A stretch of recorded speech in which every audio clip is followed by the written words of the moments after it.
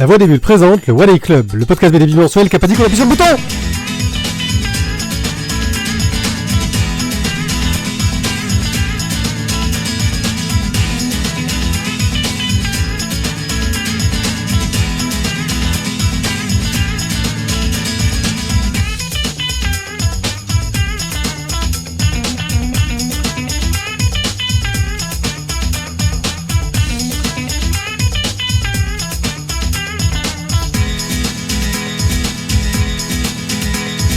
Coucou les gens, je suis One Eye Pied, je suis ici pour vous parler de podcast dans ce One Eye Club fantastique organisé totalement à l'arrache. Vous l'avez vu, pour ceux qui nous regardent sur Twitch, je n'ai même pas pu mettre de petites images qui nous annoncent de quoi on va parler.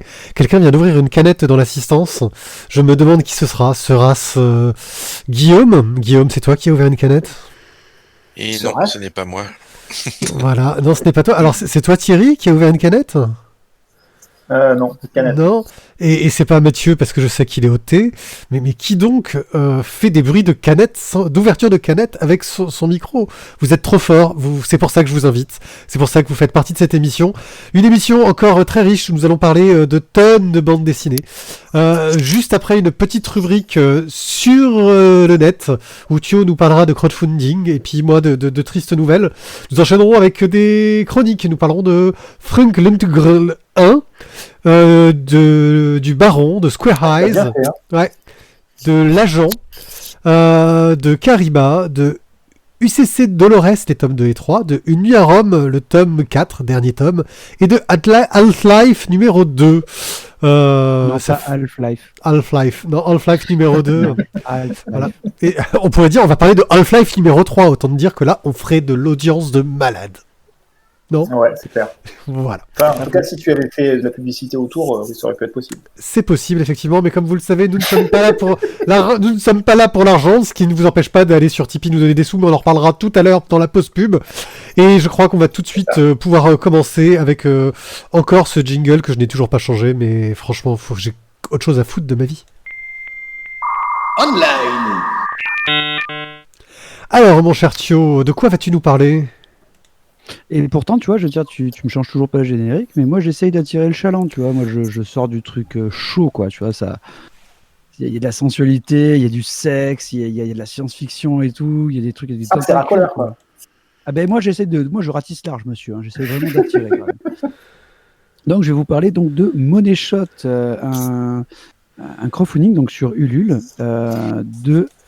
Et ça y est, en fait, j'ai perdu ma page. C'est toujours mais non, de Sarah Beatty et de Sarah Beatty. Et Isaac, mais je sais pas ce qu'il fait Isaac là-dedans. C'était pas moi. J'ai pas réussi à trouver en fait. Donc le pitch c'est quoi ? C'est une équipe de chercheurs qui en fait ont découvert qu'il y avait des mondes parallèles. Mais ils ont un petit problème de financement de leurs recherches et donc en fait ils ont trouvé, ils se sont dit tiens, et si on faisait des petites vidéos de cul avec les aliens qu'on croise dans le multivers en fait pour financer nos recherches. Mais c'est une efficacité redoutable. Hein ? C'est d'une efficacité redoutable. Eh bien écoute, justement ça va bien fonctionner, mais évidemment il va pas vraiment se passer ce qui était prévu. Voilà, et donc ça va partir en quenotte. Hein, voilà. Alors, le financement est déjà validé. Là, en plus, vous êtes maintenant sur au début, on était sur un petit truc, on va dire, assez cool.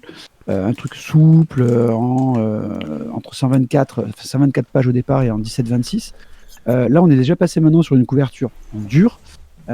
Si on arrive à 225%, ce qui devrait arriver assez rapidement, parce que on est à 209 ce soir, on va passer dans un autre format qui sera un 18... 27, je crois qu'ils appellent ça le Maverick, mais là je vous avoue que j'ai essayé de trouver ça rapidement, j'ai pas vu exactement c'est quoi, je sais que c'est plus grand. Voilà. Pour 22 €, je me semble bien. Pour 22 €, vous avez le bouquin en régular.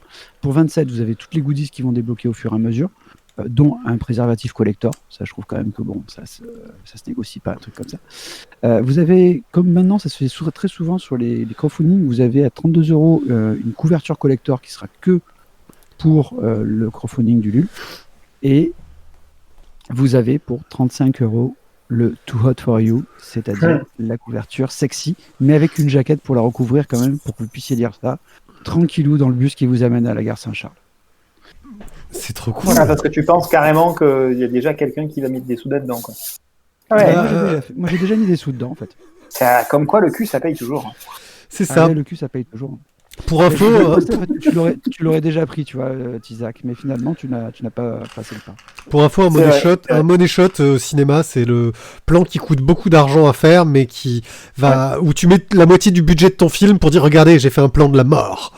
Voilà. Alors, par contre, si vous voulez aussi, vous pouvez avoir d'autres tarifs à 40, 60 euros. Ouais, vous pouvez avoir en fait d'autres trucs avec ce que fait Comics Initiative, avec des trucs de Garth Ennis ou de Warren Ellis. Caliban, Red Rover Charlie, je les ai plus tous en tête. Non, Roger Red Charlie. Et après les deux, il y en a deux autres encore, mais bon, voilà. Vous pouvez aussi récupérer d'autres titres, ça à vous de voir. Mais ça a l'air d'être un bon crowdfunding sympa. Ouais, je le sens. Ouais, c'est Dark Blue et Atmospheric. Alors, le suivant, mon cher. C'est Scars. Non mais en fait, j'attendais que tu balances le générique. C'est fait, il est parti. En fait. Il est parti. Mais tu parlais. Revenu, hein. Vous parliez en même temps. Okay. Donc, Ouais, il est parti, mais alors il devait être une sorte de silencieux, tu vois. Ouais, non. Il est parti. Bref. Ça, c'est les pires. Hein. Enfin, C'est les pires, les furtifs. tout à fait. On reste dans la délicatesse. On reste donc toujours dans la fantasy. Hein. Là, on est chez les magiciennes et les enchanteresses. C'est un crowdfunding qui est fait par Haute Serrière, qui est une illustratrice que je suis sur Facebook, même sur Insta aussi, qui est très très bien, qui fait vraiment des très jolies choses. Et je l'avais suivi aussi justement pendant le Inktober, où elle avait fait un Inktober avec des magiciennes et des sorcières. Alors, on est quand même là sur du bouquin, on va dire, un peu plus qualité, quoi. Hein. On n'est pas sur du tout petit ouvrage, mais si vous aimez le style, franchement, ça peut être, je pense, un vrai bonheur à regarder. Vous allez avoir donc plus que ce qu'il y avait sur Linktober, parce qu'on va être sur un bouquin qui va avoir donc une quarantaine de pages, donc il peut y en avoir plus qui vont se rajouter si on arrive à passer quelques paliers. Pour 30 €, vous allez avoir le choix entre soit le bouquin de base en noir et blanc, avec la couverture en noir et blanc, soit le bouquin de base avec la couverture en couleur. Et c'est pas la même couverture, en fait, c'est pas le même dessin. Bon, ça peut être une version alternative, encore une fois. Et après, vous pouvez avoir aussi tout le bouquin avec tous les goodies de base, une carte à 6, un magnète, un badge, un marque-page, votre nom dans les remerciements, et un petit bon pour un tirage au sort pour avoir un dessin en A5 sur papier craft. C'est un album ou c'est que d'illustration? C'est que l'illustration, mais il y a des petits textes visiblement avec, mais on voit pas trop le détail parce qu'il n'est pas tout détaillé comme ça. Pour le coup, il y aura beaucoup d'illustrations en tout cas. Pour qui connaît Haute Serrière, en tout cas, ça reste un recueil plutôt sage. Voilà. Parce que peut-être qu'il y en a certaines qui sont plus dénudées que d'autres. Elle ne fait pas que des choses aussi sages. Non, mais c'est pour faire un peu vendeur. Ouais. Et si vous voulez, le truc cool, c'est que si vous voulez, vous pouvez vous offrir pour 5 € le bon pour un tirage au sort. Sachant qu'il reste 23 jours et que pour l'instant, il n'y a que 5 personnes qui ont acheté la carte pour avoir le tirage au sort. Oh. Ce qui veut dire que vous en achetez deux, et d'un coup, vous êtes à presque 25 à 30% d'avoir une chance d'avoir le dessin. Tu vois. Et toi, t'es vachement tenté. Faut y penser, hein. Voilà, faut y penser. En fait, les 4 personnes, c'est Mathieu. Non, j'ai pas battu dessus. Mais je t'en prie, hein, vas-y, fais-toi plaisir.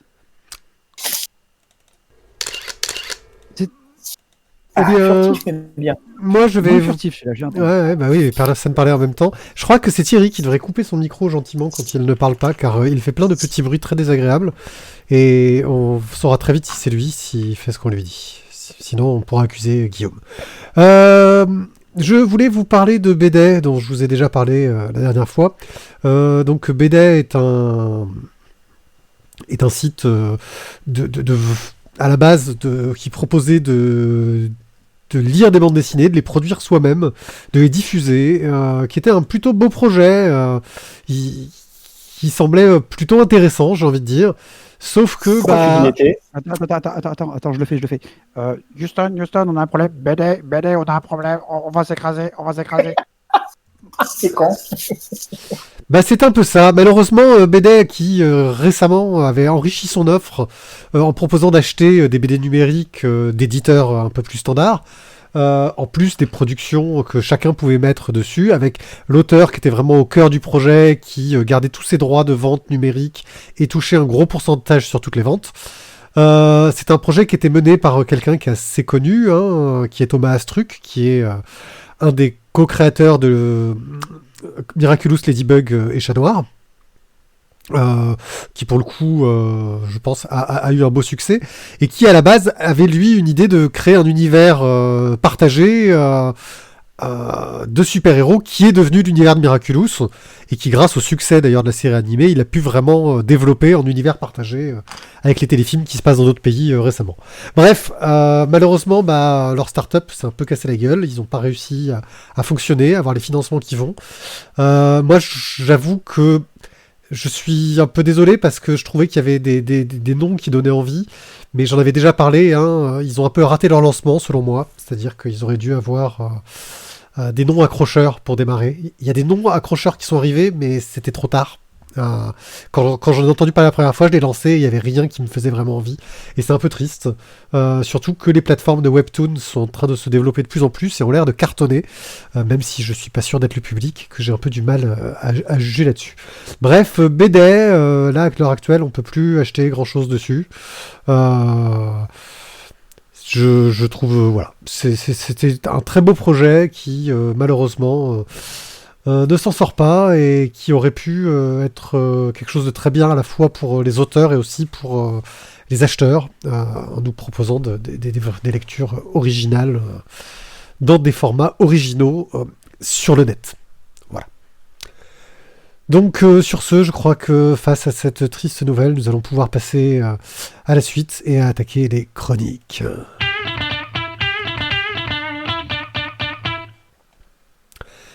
Et qui est déjà le premier qui fait les chroniques, car à lancer les jingles et à tout faire en même temps, je ne suis plus. C'est toi. Putain, je savais que ça allait être moi, tu vois, je le dis comme ça. Il y avait un truc qui me disait, putain, je suis en train de me demander qui va parler, c'est que ça doit être moi, je vois pas d'autre explication. C'est comme à la contrée quand il y a quelqu'un qui demande à qui c'est. Oui, c'est tout à fait ça. Donc attendez, je fais des corrections, je fais tout propre. C'est toi qui l'as dit, moi j'ai pas voulu le faire. Bref, c'est donc à moi de parler. Je vais vous parler de Frunk. Frunk est une bande dessinée de... La page s'ouvre. Olivier Bocquet, qu'on connaît pour avoir fait... Et Brice Cossu. Oui, et Brice Cossu. Donc Olivier Bocquet, on le connaît pour avoir fait Spirou et Fantasio, le film. J'en avais parlé, qui est une adaptation un peu libre du film et qui était plutôt pas mauvaise, je me sens bien. Il a aussi travaillé sur un des tomes du Transpersonnage, sur les adaptations de romans de Camille Lackberg, sur une série qui s'appelle La colère de Fantomas. Et Brice Cossu, lui, il a aussi travaillé déjà avec Olivier Bocquet sur Spirou et Fantasio, le film, mais aussi sur Paradis perdu, psaume 2, dans un style un peu plus... voilà, et puis bientôt, là, il va faire un Goldorak. C'est tout. C'est ce qui est pas mal, voilà. Aux couleurs, on a Yoann Guillot qui lui a fait plein de trucs, allant des blondes à Largo Witch, en passant par des grosses séries chez Soleil, des tonnes et tonnes. Bref. Que nous raconte Frunk ? Alors qu'il va être adopté après 3 tentatives infructueuses avec des familles différentes, Frank fugue mais tombe dans un lac pour sortir en pleine préhistoire. Comment s'en sortir quand on est dans la préhistoire, qu'on a 13 ans et qu'on a ni internet, ni pizza. J'avoue que voilà, c'est un schéma assez difficile d'adaptation. On reste sur un scénario assez classique, on a déjà eu un cours du... je sais plus quoi, la cour du roi Arthur, là, je ne trouve plus les noms de ces auteurs vachement connus. Un Yankee à la cour du roi Arthur. C'était un livre de Mark Twain, voilà. Bref, il y a eu des tonnes de bouquins qui parlaient un peu de ce sujet-là. Là, c'est traité vraiment avec beaucoup d'humour et d'action. Ça pète dans tous les sens, ça va très très vite. Et on aurait tendance à se laisser un peu prendre à cet humour et à cette action qu'on donne dans tous les sens, mais ça cache une structure, je trouve, narrative qui est super bien pensée. C'est-à-dire qu'on voit que les mecs, en fait, l'air de rien, en fait, ils savent où ils vont. Ils nous font genre, non, mais c'est bon, on est là juste pour la déconne. Non, en vrai, ils ont bien pensé tout leur arc narratif, parce que bien sûr, on est dans un intégral, donc on a un arc narratif complet de 4 tomes. Dans le dessin, on est dans un semi-réalisme très très dynamique, avec des gueules très exagérées, un peu à la japonaise, qui utilisent un peu tous ces slapstick japonais pour exagérer les émotions. Il y a beaucoup d'excès, mais ça met bien en valeur les moments aussi dramatiques, parce qu'il n'y a pas non plus que de la rigole dans ce bouquin. Bref, moi, c'est un récit d'aventure jeunesse que j'ai trouvé vraiment au top, qui n'a pour seul défaut, selon moi, que de noyer toutes ces qualités narratives sur 4 tomes, avec une section de pérégrination, des enjeux qui sont assez mineurs, mais une conclusion qui donne vraiment envie de se jeter sur la suite. Après, c'est peut-être l'effet intégral. Peut-être que c'est le genre de série où quand tu lis chaque tome, à la fin de chaque tome, tu as envie de lire la suite. Voilà. Mais bref, moi, c'est une série que j'ai trouvée super sympathique et que je ne saurais que recommander pour les enfants. Ma fille l'a lu et a plutôt bien aimé. Guillaume, qu'as-tu à nous dire de Frank? Dur à prononcer. Eh ben, oui. Dur à prononcer, ouais. Donc ça fait souvent un freux. Et bah écoute, grosse surprise. Je m'attendais pas du tout à ça. Je l'ai ouvert avec beaucoup de retard parce qu'il fallait que je le lise pour l'émission. Et bah franchement, grosse surprise quoi. Je suis tombé dedans. D'ailleurs, dans la foulée, j'ai lu jusqu'à tout ce qui était paru parce que c'est très addictif. C'était assez compliqué de s'arrêter en cours de route là, même si l'arc narratif était terminé. Donc voilà, je vais dans ton sens quand tu dis que oui, on est là pour la déconne, mais en fait, ils savent exactement ce qu'ils font et où ils vont, parce que bah, notamment sur la fin de cet arc-là, ils nous font un putain de cliffhanger et tu fais ah ça y est, ça va partir en live, c'est n'importe quoi, ils vont faire de la merde, et en fait pas du tout. Pas du tout. Je trouve qu'ils gèrent ça super bien. Donc qu'est-ce que je pourrais dire de Frank? Moi, franchement, voilà, je m'y attendais pas du tout. Ils m'ont complètement pris à contre-pied et j'ai trouvé ça génial. Et comment les gens te le demandent à la librairie? En fait, j'ai pas trop fait attention jusque-là parce que, comme je t'ai dit, je l'ai ouvert super tard. En fait, c'est les autres qui l'ont lu. Et on me demandait Franck, j'allais le chercher et puis voilà quoi. Et puis Dali, Hugo, tous ils m'ont dit t'es couillon, lis-le quand même, c'est pas mal. Et puis bon, on en a tellement à lire. Oui. Et voilà. Et puis là, quand je suis rentré et que j'ai dit putain c'est trop bien, et ils se sont bien foutus de ma gueule en disant ouais ça fait un moment qu'on te le dit. Donc voilà.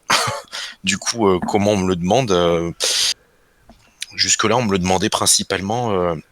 Je cherche le dernier tome. Maintenant, je sais, j'ai une corde de plus à mon arc quand on me demande du conseil en jeunesse parce que je trouve ça vraiment, vraiment bien fait et parfait quoi.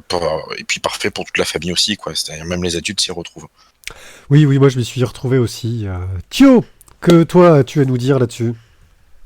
Bah écoute, je vais plus soyer en fait tout ce que vous avez dit. Vraiment, je me suis régalé.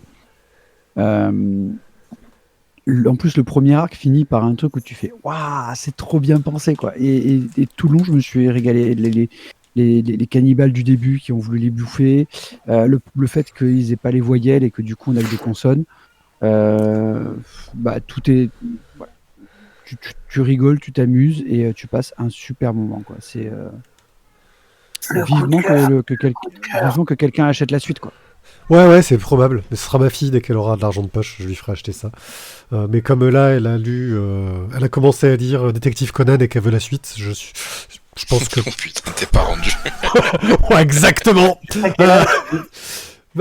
Ma fille a 8 ans. Et Détective Conan, il y a quand même 98 tomes, c'est ça hein. C'est ce que je te dis. Tu penses qu'elle va le lire jusqu'à quel âge? Voilà. Moi j'ai lu les 4 premiers tomes et j'ai beaucoup aimé. J'avoue que je sais même pas pourquoi j'ai arrêté. Je crois parce qu'on me les avait offerts, que j'ai pas continué.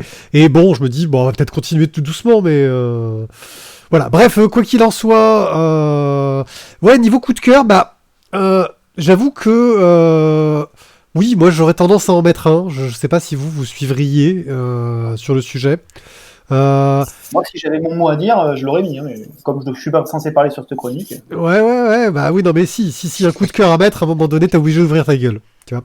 Donc, et qu'est-ce qui, pour toi, voilà. Ah non, je mettrais un coup de cœur, mais voilà, je le mettrais quand même. D'accord, donc il le mettra quand même. Juste pour. Thio, tu irais dans ce sens?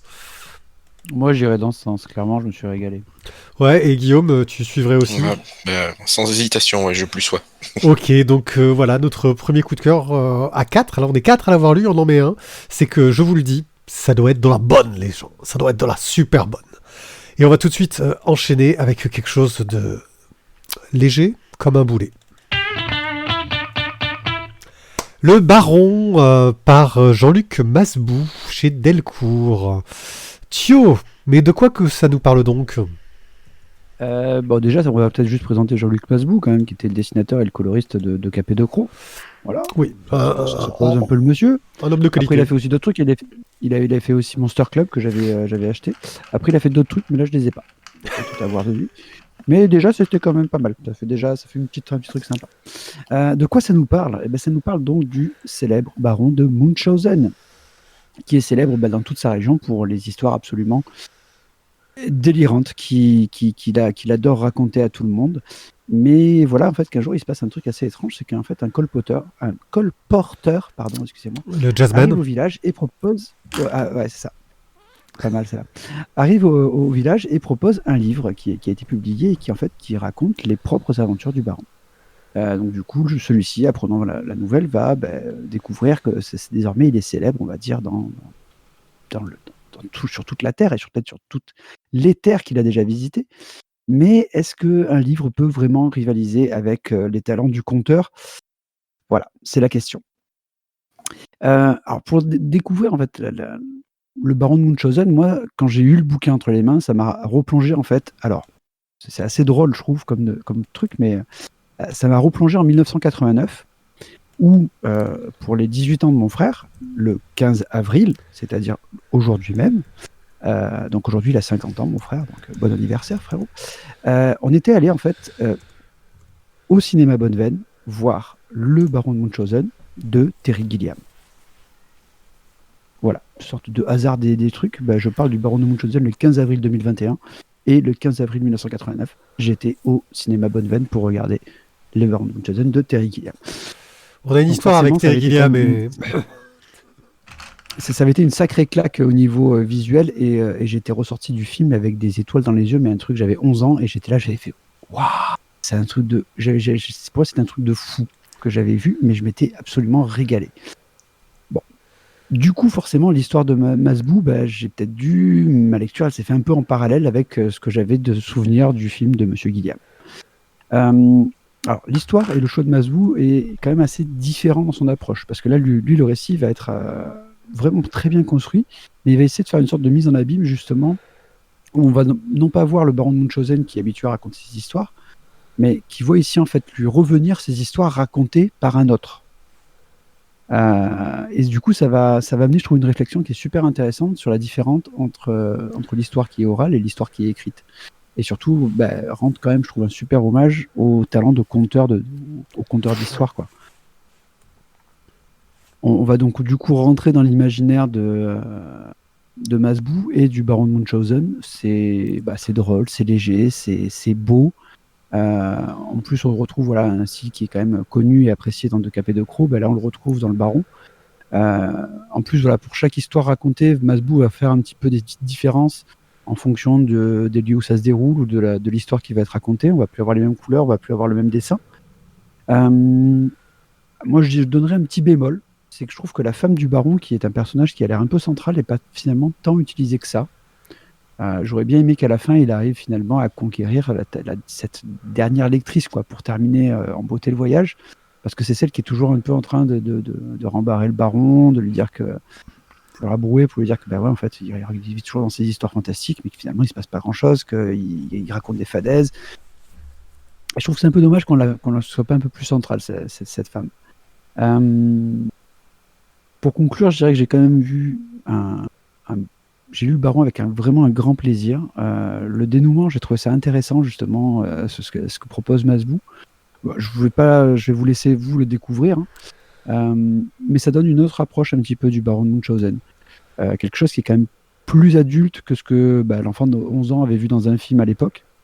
Dans le film un peu barré, d'un mec qui est complètement barré. Mais du coup, ça m'a encore une fois donné envie d'aller voir un petit peu l'histoire, derrière l'histoire, parce que le baron de Munchausen est un vrai personnage historique. Et je vous encourage à aller lire son histoire, parce que c'est quand même aussi c'est super intéressant. Qu'en avez-vous pensé, les gens? Eh bien, mon cher Guillaume. Eh ben, écoute, pareil, moi j'ai un gros affect avec le baron de Munchausen. C'est un personnage que j'aime depuis que je suis tout petit. parce que, enfin voilà, les conteurs, le côté fantastique, enfin, il m'a toujours fait planer, et notamment le film de Terry Gilliam. Et écoute, voilà, c'est un bouquin que j'ai beaucoup aimé par la façon dont il a été abordé, même s'il m'a un petit peu surpris au début. Et effectivement, voir le baron par le prisme d'un personnage historique qui a existé et comment toutes les histoires ont été détournées, j'ai trouvé ça chouette, intéressant. Ça m'a amené une autre vision que j'avais pas eu jusque-là, parce que ben voilà quoi, c'est le baron en fait. Je sais pas le dire autrement. C'est le baron, c'est un personnage que j'aime beaucoup. Après donc dans la façon de le traiter, voilà, j'ai premièrement eu un tout petit peu de mal à rentrer dans les. Ça me surprend toujours ces récits qui changent un peu les graphismes en cours de route. Mais effectivement, ça va bien avec. C'est prévu pour aller avec. Et puis après, voilà, je trouve que ça présente bien la puissance que peut avoir un conteur, et comment une histoire peut passer de complètement banal à totalement extraordinaire. Voilà, avec c'est des thèmes qui me sont très chers. Donc moi, c'est quelque chose que je conseille volontiers en librairie. C'est pas forcément un bouquin qui part beaucoup, malheureusement, je trouve, mais enfin voilà, je sais qu'on l'a beaucoup apprécié à la librairie, et dès qu'on nous demande un truc qui sort un petit peu de l'ordinaire, on pose le baron dans les mains des gens. Moi, j'aurais un avis. Alors, ce que tu disais sur les styles de dessin, alors je trouve que c'est beaucoup plus profond, parce qu'en fait, il va dans l'histoire de la narration illustrée. C'est-à-dire qu'il va pas dans l'histoire de la bande dessinée, il va vraiment dans l'histoire de la narration illustrée. Chaque histoire va avoir un style graphique différent qui va correspondre à une époque et une façon qu'on avait de dessiner à cette époque-là pour compter, pour raconter des histoires. Et je trouve que c'est effectivement une très très belle mise en abîme de cette histoire de conteur, de personnes qui s'inventent, ou de temps en temps nous montrent aussi ses failles, c'est-à-dire qu'on nous dit non mais là l'histoire qu'il raconte, en fait il s'est passé ça, on nous montre un peu ce qu'il y avait derrière pour nous expliquer que oui, il a fabule, mais ces histoires sont tellement belles qu'elles valent le coup d'être écoutées. Et je rejoindrai un peu Thio sur le rôle de la femme. Disons que voilà, il y a un seul personnage féminin dans cette histoire en fait, et je trouve qu'il y a un rôle que je trouve un peu triste, un peu gratuitement mauvais, qui véhicule ce cliché de la femme castratrice, qui veut garder l'homme à la maison, et que je trouve, pour le coup, qui enlève un peu de ce que je trouvais cette fraîcheur à cette BD, en ayant quelque chose qui fait très vieux jeu. Et qui m'a un peu, effectivement, aussi un peu dérangé. Par contre, effectivement, graphiquement, au niveau de quand ça parle de narration et d'histoire, j'ai trouvé ça vraiment très réussi. Et pour histoire, moi, je n'ai pas lu le Baron de Munchausen, je n'ai pas vu le film de Terry Gilliam, alors que je suis fan de Terry Gilliam. Mon seul souvenir du Baron de Munchausen, c'est Le secret des Sélénites. Voilà, et c'était tout pourri. Ça vous dit quelque chose ? Je te plains. Ouais, non, je te plains, parce que j'ai la référence, mais c'est triste que tu n'aies pas vu le Terry Gilliam. Faut qu'on se fasse une soirée. Ouais, faut qu'on se fasse une soirée. Pourra. On se fera Don Quichotte et ça, une soirée pour les deux. Non, on fait des films qu'il a fait, s'il te plaît. Non, le Don Quichotte qu'il a fait, il l'a fait en définitive. Pour info. Oui, je sais, mais pour l'instant, on l'a toujours pas vu, donc non, on fait un vrai film, quoi. Bon, eh bien, puisqu'il en est ainsi, voilà, moi je vous casse un peu le coup de cœur si c'était votre intention, j'en suis désolé, parce que voilà, je trouve qu'il y a un côté un peu vieux jeu dans les rôles de certains personnages, ce qui est un peu dommage, parce qu'il aurait pas fallu grand-chose, et ça rejoint Mathieu là-dessus, pour en plus finir dans l'histoire que oui, quelqu'un qui raconte bien, d'un autre côté, s'il s'est marié avec cette femme, c'est pas pour rien, quoi. Voilà, bref. Passons à la suite. Avec Square Eyes. Square Eyes, qui est une bande dessinée de Lucas Jones et Anna Mill chez Delcourt au prix de 27,95€. Et on a oublié de donner le prix de tous les autres. Et c'est Tizak qui va nous en parler. Mais quel est donc cet étrange gros bouquin carré ? Alors, c'est un étrange gros bouquin carré de Luke Jones, s'il te plaît, et de Anna Neal. Et donc, la couverture, pour tout vous dire, c'est ce qui m'a attiré au premier regard. Le format aussi, en rappel avec le titre. Et graphiquement, ça m'a intrigué. Et du coup, je suis allé farfouiller un petit peu à l'intérieur. Alors, je vous fais un petit pitch rapide. On débute avec notre héroïne qui s'appelle Fin Ueda Soto. Elle a un problème. Elle a été éjectée du réseau, totalement déconnectée. Alors que quelques mois auparavant, c'était elle le centre de ce réseau. Elle était admirée, elle était encensée parce qu'elle était programmeuse. Elle avait trouvé un truc absolument exceptionnel, une interface entre le cerveau et les souhaits de visualisation, de spatialisation et au final de création. Elle avait trouvé une interface qui permettait de créer n'importe quoi provenant de son imagination dans le monde réel. Et donc, elle se retrouve à la porte du monde virtuel dans lequel elle était toute puissante et elle est rejetée à chaque tentative de connexion. Donc maintenant qu'elle est en dehors de son monde préféré, elle est perdue, mais plus que ça, elle est aussi à la porte de son appartement. Elle est à la porte de sa vie, puisqu'une autre nana s'est installée dans son appartement et dans sa vie. Bref, elle a totalement disparu de la circulation, aussi bien dans le réseau virtuel que dans la réalité. Elle va se faire aider dans son moment pour essayer de résoudre la situation par son ami George, parce qu'elle elle se réveille, elle est totalement paumée, elle est perdue, elle ne sait pas où elle est à moitié nue, elle ne sait absolument pas ce qui lui est arrivé.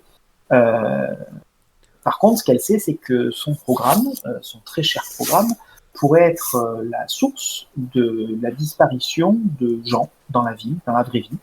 Les gens disparaissent et ça pourrait être elle la responsable et son programme le responsable de tout ça. Voilà pour le pitch.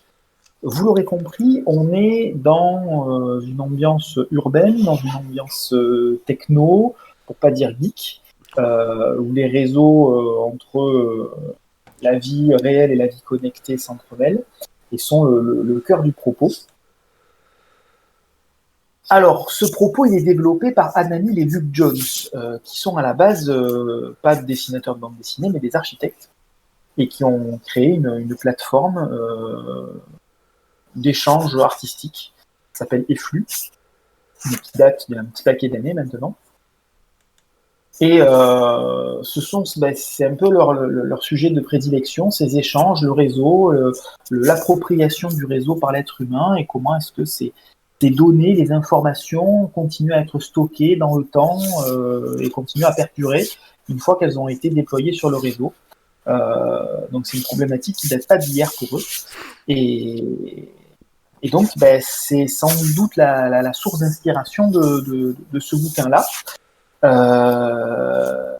qui est pour le moins complexe, pour ne pas dire abscon à certains moments. Mais ça rejoint la façon dont l'héroïne est totalement perdue, elle aussi, dans sa vie. Donc le lecteur est un peu perdu, l'héroïne est un peu perdue, et graphiquement, les choix qui sont faits sont amenés justement à nous perdre. On passe du noir et blanc pour la vie réelle, la vie physique, beaucoup de techniques de grisé, et parallèlement à ça, ça alterne avec des pages qui sont extrêmement colorées, avec des tons très chauds, mais quelque chose qui est censé être apaisant, alors qu'en fait l'ambiance reste malgré tout très oppressante et très lourde. Donc on a un peu l'impression de se noyer, d'être connecté, mais dans une espèce de liquide. C'est assez déplaisant à certains moments, pour être honnête. Et visuellement, voilà, ça nous en met plein la vue, mais à tous les sens du terme. C'est très beau, mais à la fois très déstabilisant. Il y a énormément de traits, les images qui sont très légèrement décalées en 2 ou 3 teintes différentes.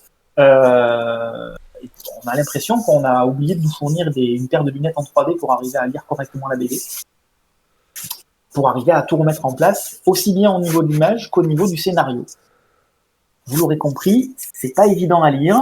Pour les inspirations, ça peut venir de Philippe K. Dick. Plus récemment, on pourrait être sur du carbone et silicium, avec des thématiques là aussi sur le réseau, l'avenir de l'homme, etc.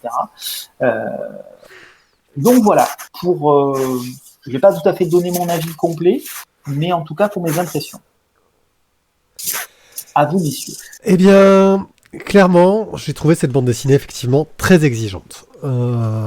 C'est une bande dessinée qui est très exigeante, mais affûtée. C'est-à-dire vraiment qui a été pensée et construite. Ça fait rire, Mathieu. Ouais. C'est sharp. C'est sharp. Pointu, affûté.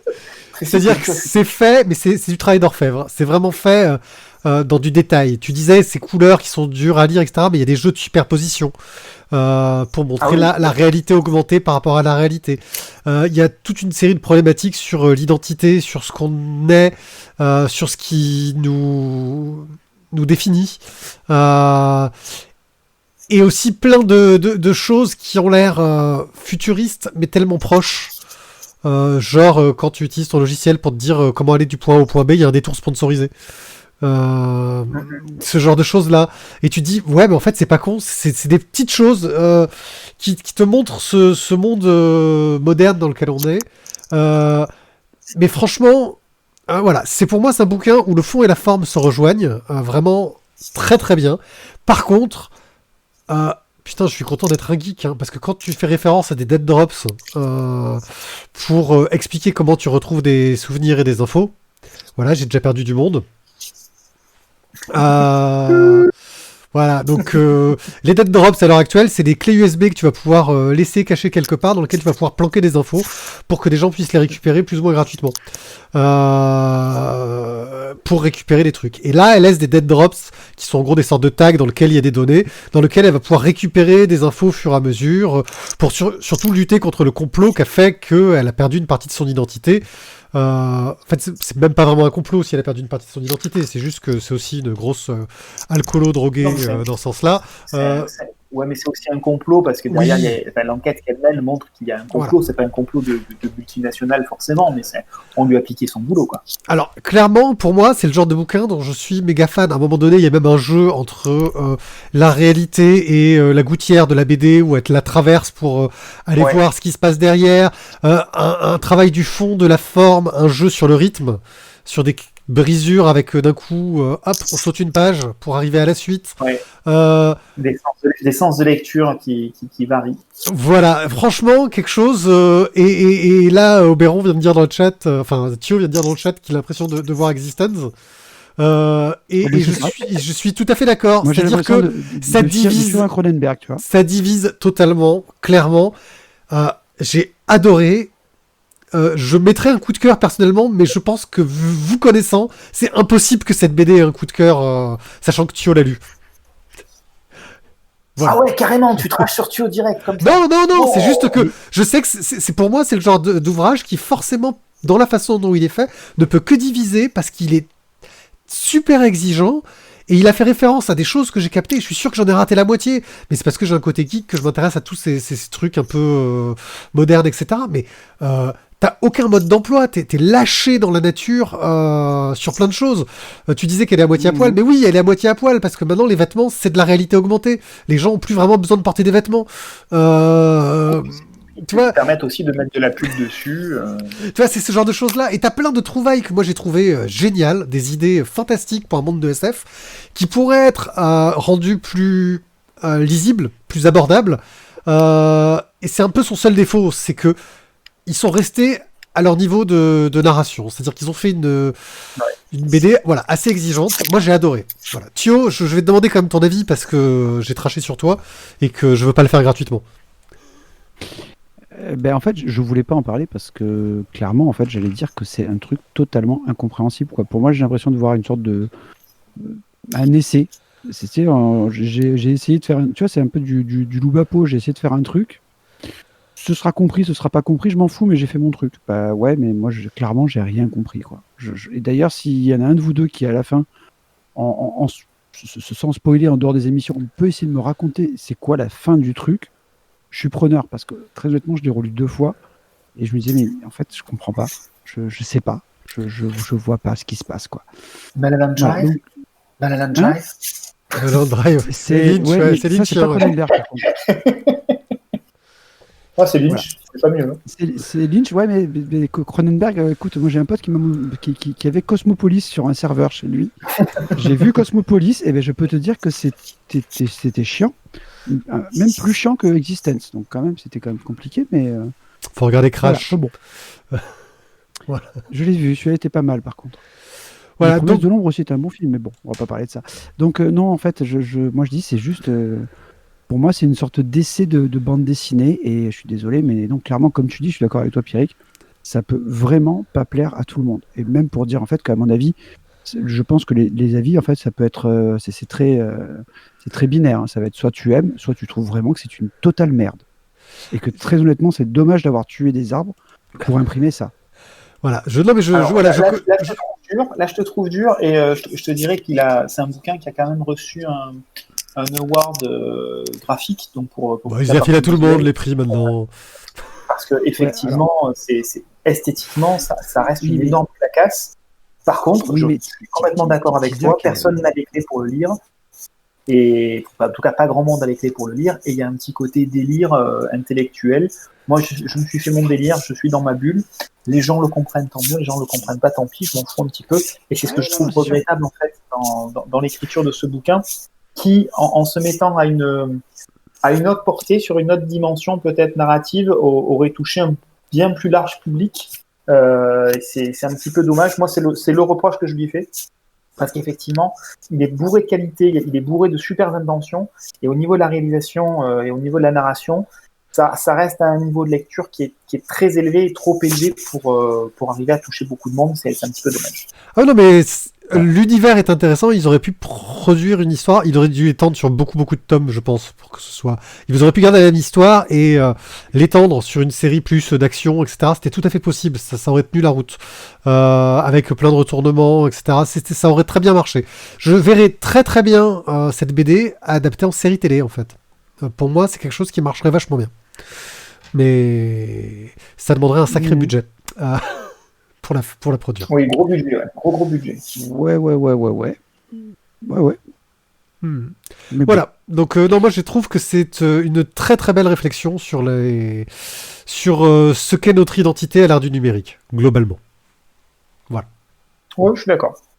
Mais voilà, nous allons passer avec transition à une bande dessinée sans doute plus tranquille. Voilà. Donc, on va parler de l'agent là, c'est ça?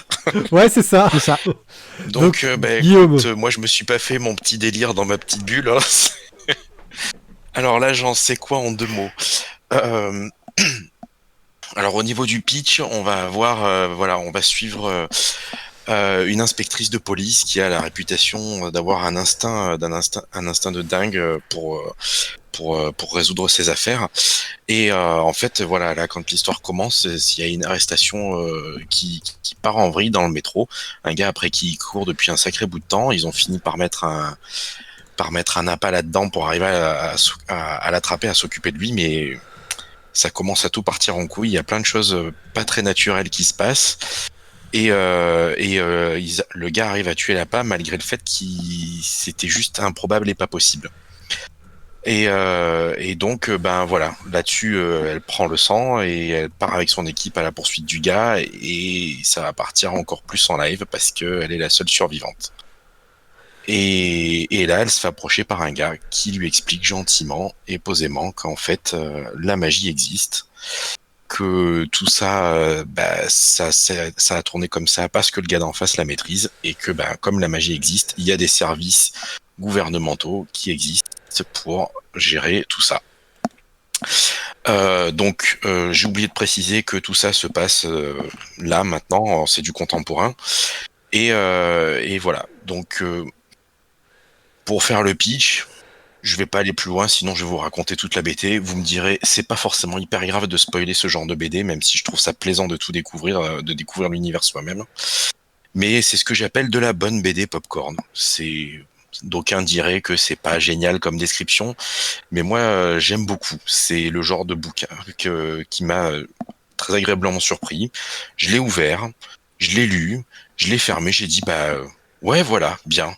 C'est pas un chef-d'œuvre, ça va peut-être pas marquer tous les esprits. Mais c'est super plaisant. C'est un peu comme un bon film d'action. Ça nous a pas fait réfléchir, mais on a passé un putain de bon moment. Donc voilà. Bon après. Ça forcément moi ça m'a parlé. C'est si vous aimez pas les films d'action, ça vous parlera, ça peut pas vous pouvez pas apprécier ça. Mais moi ce que j'ai apprécié c'est le mélange ésotérisme contemporain. Le gars va se faire plaisir avec toutes les différentes cultures qu'on va croiser et rencontrer parce que chaque magie est liée au folklore et à la culture des gens. Voilà, typiquement pour ne citer que les plus évidents, on fait pas du vaudou comme on fait à la Réunion, c'est pas la Réunion le vaudou, pardon, c'est plutôt les Haïti. Martinique. Ouais, enfin Martinique, tout ça, enfin plutôt par là-bas, quoi. Bref, on pratique pas le vaudou comme on pratique la magie runique. Bref, c'est voilà un univers simple, facile d'accès, mais en même temps, il a la possibilité de se faire plaisir et de raconter plein de choses différentes. Donc voilà. Alors. Moi, c'est un de mes coups de cœur. C'est pas un coup de cœur à proposer, je pense, pour l'émission, parce que c'est pas, comme je disais, pas quelque chose qui va marquer les esprits à mon avis. Mais ouais, une bonne BD popcorn, quoi. Moi, comme on aime, se faire plaisir de temps en temps avec un petit livre sympa à lire et facile à lire. Mon cher, Voilà. oui, alors juste quand même, on va revenir un peu sur le casting, parce que je pense qu'il a une certaine importance. On a des auteurs qui restent quand même de qualité, hein, donc Gabella et Danino, qui... déjà, on a, pour ce genre de BD, ce que tu disais Popcorn, souvent on a des dessins, moi, que je trouve un peu classiques et propres, et là, on est quand même un petit peu au niveau au-dessus d'un point de vue technique, voilà. On sent que... Voilà, tu dirais c'est du film Popcorn, mais avec un peu du budget, quoi. Oui, c'est voilà. sûr si on n'avait pas les couleurs et les dessins qu'on a, ça serait moins plaisant. Voilà, donc et c'est pour ça que ça marche super bien, je trouve. Mais je pense que Tizak a sans doute d'autres choses à dire sur l'agent. Pas 212. Vas-y, non, Tizak, il veut plus parler. Il boude. Il a coupé Mais son si micro tu veux, parce si qu'il tu suit veux, nos je vais prendre le instructions. relais, c'est pas grave. Hein, Ouais, voilà. Déjà, en fait, oui, Ah, mais je l'agent, suis con, c'est... je peux pas brancher mon micro, forcément. Voilà, c'est ce que je viens de dire. Je le Non, mais savais. voilà, c'était voilà. pas grave. Tu y vas ou j'y vais? C'est toi qui vois. Vas-y, Mathieu. Donc je disais oui, donc déjà chez Glénat, c'est la série Grindhouse, c'est une série qu'on a déjà, on a chroniqué pas mal, et c'est vrai que c'est comme tu dis Guillaume, c'est des bandes dessinées, voilà, tu lis. Comme tu disais, voilà, tu regardes un film d'action. Moi, ça m'a fait penser un peu l'agent, tu vois, au film de Matt Damon, Jason Bourne, c'est La Vengeance dans la peau, Ouais, le truc dans ce style. Voilà, où tu te regardes un bon film d'action, tu réfléchis pas, mais t'as passé un bon moment. Et je trouve que l'agent, c'est exactement ça. En plus, ce qui est bien, c'est quand même, c'est un gros album. De mémoire, je sais plus combien il y a de pages, mais c'est quand même un gros truc. Et tu passes, voilà, un moment très cool avec des rebondissements, avec un côté mystique qui est bien, je trouve, très bien amené. Et voilà, on te distille les informations petit à petit. Gabella, comme il le faisait très bien sur la licorne. Le dessin, moi, je l'ai trouvé vraiment très efficace. C'est un bon petit truc pépère à lire, et tu passes un bon moment. Moi, je l'ai acheté aussi, hein, donc du coup, tu vois, il y a quand même eu des acheteurs pour ça. Il y a quand même il y a une niche pour les gens qui achètent ça. Tu l'as acheté? Avant que Oui, ben, je l'ai acheté. C'est celui que tu as, c'est le mien en fait. C'est pas celui de Guillaume. C'est pas celui qu'on a reçu en SP? Je l'avais acheté. Il me semblait qu'on l'avait reçu en SP. Non, je l'ai acheté. D'accord, bah, j'ai mal C'est pas cru. grave. Hein, Oui. Voilà. Donc du coup, moi j'ai passé un très bon moment et j'ai beaucoup apprécié effectivement cette petite lecture très récréative. Bon, À Tizak. toi, Tizak. Ben, moi, j'irai un point plus loin que vous, c'est que j'ai trouvé merde. ça mieux que du simple popcorn, quoi.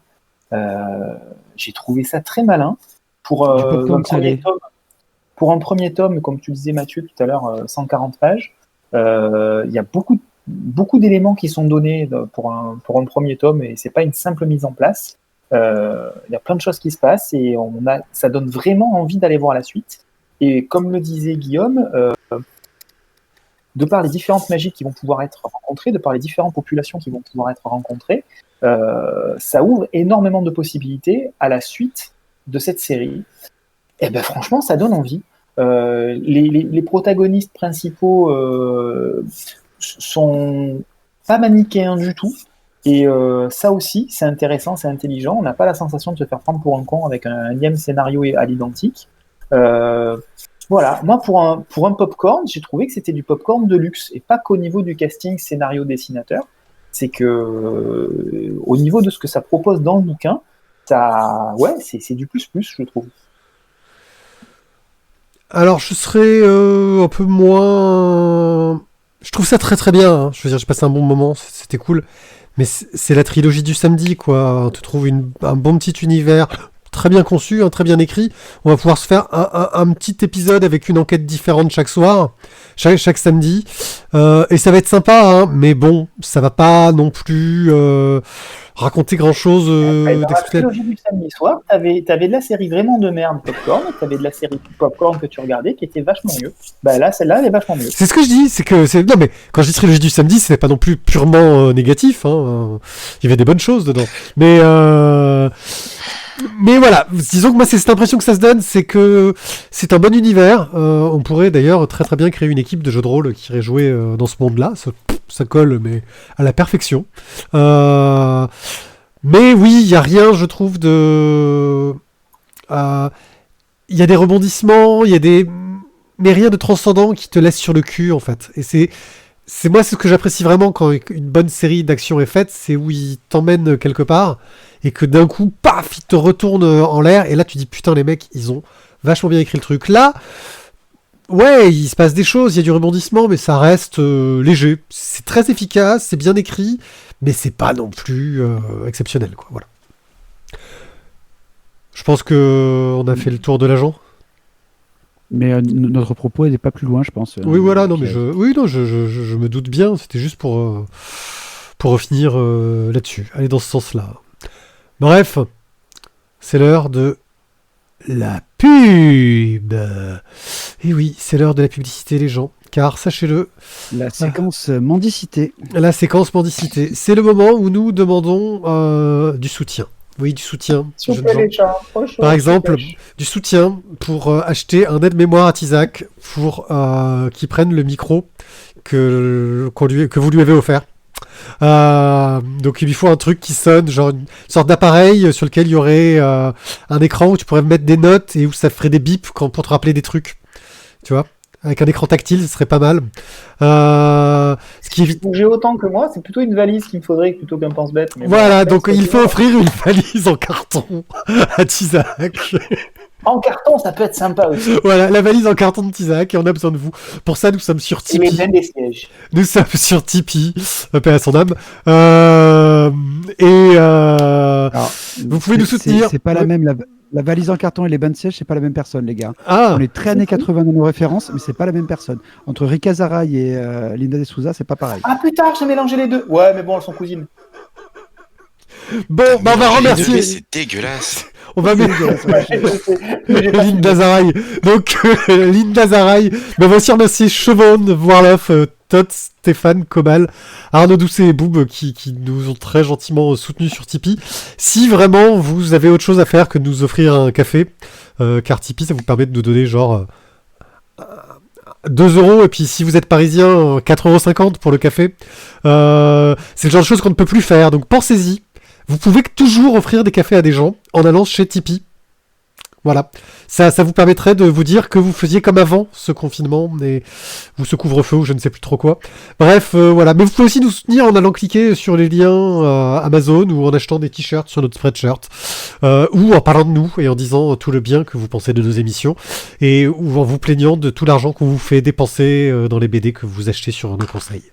Voilà. C'était ce petit instant de beauté, de référence, de belle, où l'on parle de belles choses. Voilà, il faut le faire de temps en temps. Et est-ce que ça se voit que je suis en train de meubler parce que je suis en train de prévoir le lancement du jingle et des images que je vais lancer? Je ne sais pas. Quoi qu'il en soit, si ça ne se voit pas, c'est que j'ai vraiment très très bien travaillé.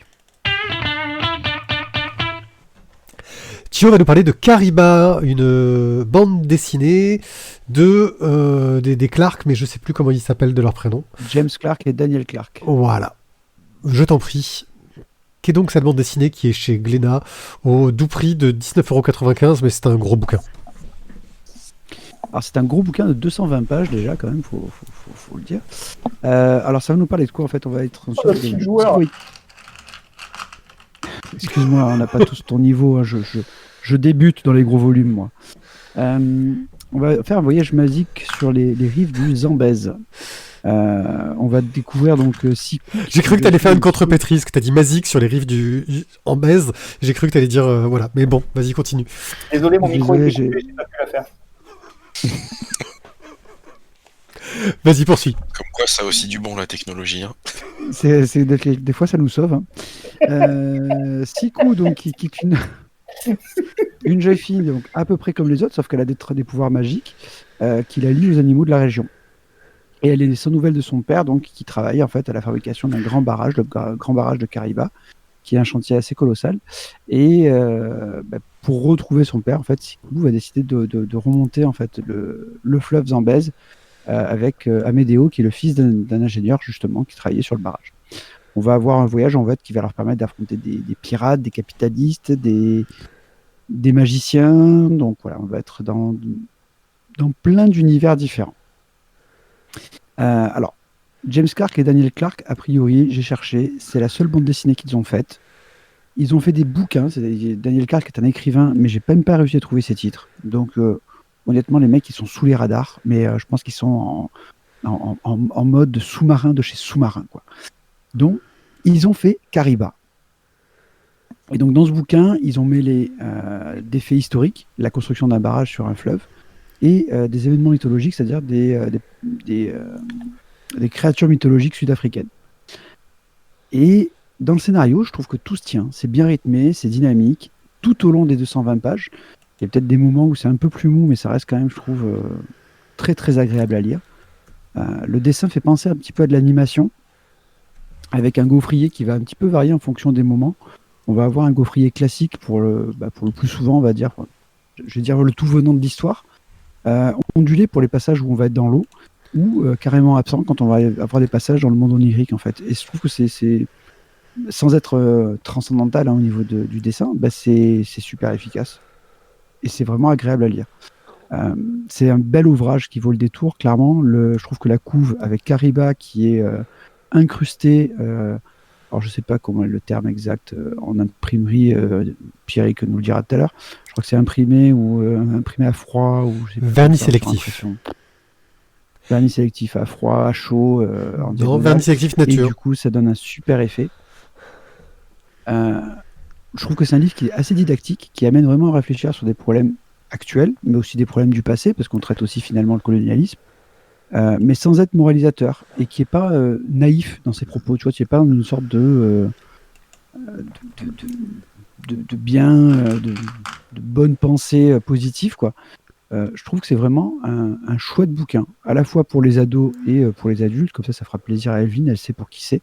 Mais je pense que c'est un bon bouquin pour des ados, et moi j'ai kiffé, donc je suis un adulte, donc je pense que c'était un bon truc, vraiment. Et une bonne surprise, parce que je ne m'attendais pas à ça d'un bouquin aussi gros. Oui, Le suivant. Moi, c'est moi le suivant. Clairement, j'ai trouvé ça très étonnant et rafraîchissant. C'est-à-dire que je sais pas si les auteurs sont sud-africains, je le suppose. Non, ils sont anglais. Ils sont anglais. Ça, j'ai réussi à le trouver. T'as réussi à le trouver. J'ai cru qu'ils étaient Mais ils ont vécu en Afrique du Sud. Voilà. Parce qu'on sent une culture... un vrai respect pour la culture sud-africaine. Mais c'est vrai qu'il y a quand même un aspect colonialiste en expliquant que ouais, mais bon, la colonie, il faut quand même l'accepter. Hein, il y a quand même aussi ce côté-là. En gros, l'idée, c'est de réussir à trouver le juste milieu entre la colonie et les peuples sur place. Alors qu'en fait, il aurait juste suffi de laisser tranquille les peuples sur place, hein, quelque part, j'ai envie de dire. Bref, mais je vais un peu trop dans la politique. On reste sur une histoire très bien foutue. On sent vraiment, oui, ces influences asiatiques, hein, de l'anime, dans le dessin, dans les grands yeux, un côté Porco Rosso. Avec beaucoup des personnages. C'est l'hydravion qui te fait dire ça. L'hydravion, les pirates, la façon dont ils sont traités, voilà, on retrouve un peu ce côté-là. Donc non, j'ai trouvé que ça marchait très très bien. Dans la narration, parfois, il y a des faiblesses, des lacunes. On sent que ça manque de patates, ça se perd un peu, ça mollit. Alors que à côté de ça, tu vas avoir parfois des passages très graphiques avec des doubles pages qui en jettent, des trucs vraiment magnifiques et qui en font une belle histoire parce que voilà, ça m'a donné l'impression de lire une histoire que quelqu'un qui n'a pas vécu en Afrique aurait pas pu écrire en fait. Et voilà, moi j'ai trouvé ça rafraîchissant parce que je m'attendais pas du tout à lire ça. Ça marche bien. J'aurais envie de dire, c'est un bon premier tome, et si c'est un premier ouvrage, j'en sais rien. Et ça donnerait envie d'avoir un deuxième, une suite, une autre histoire en tout cas par ces auteurs-là, qui a épuisé de la même façon dans des racines africaines et une narration très contemporaine en fait. Voilà. Moi, c'est très encourageant. Mais après, comme je te dis, voilà, les deux auteurs, voilà, même en cherchant partout sur, enfin, ce que j'ai pu trouver sur Internet, j'ai rien trouvé sur eux.